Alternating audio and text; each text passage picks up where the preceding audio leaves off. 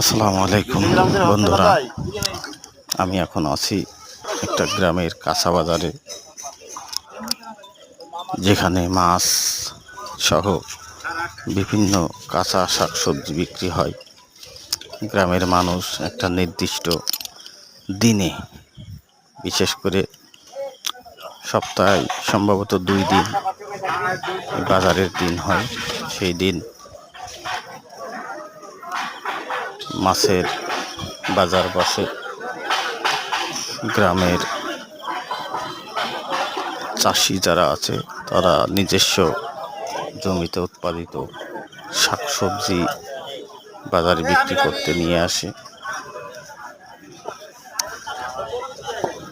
গ্রামের বাজারগুলো সাধারণত খোলা আকাশের নিচেই হয়,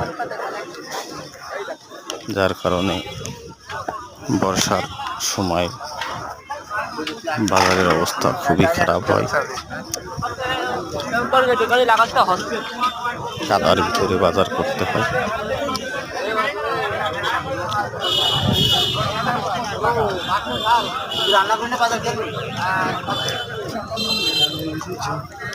গ্রামের মানুষ বাজারের দিন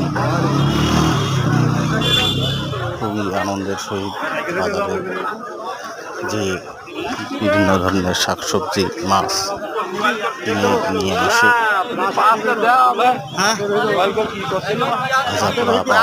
বলতেছে যে এটা আমরা তাহলে সংশোধন করে দিচ্ছি, বাজারে ঠিক আছে করে দেন। খাবো না, সেটা তো হওয়া উচিত না।